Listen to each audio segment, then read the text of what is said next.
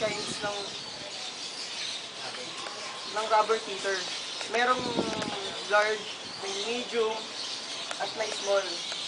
Ito siguro ginagamit nila to para sa mga big types ng aso. Mga, for example, mga pitbull, bulldog, yun.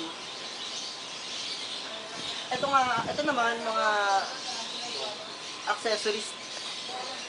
May dog shoes, may suklay, may mga medyas. Ito naman, water feeder. Nilalagay siya sa mga kulungan para inuman ng aso. Para hindi naman mukhang kawawa na nakalagay lang sa isang parang lata. Tapos ayun naman yung examples pa ng toy dog. Ay, dog toys.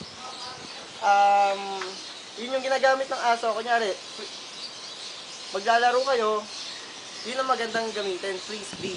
Yung ihahagis mo, ibabato mo, sabay kukunin niya. Ayun.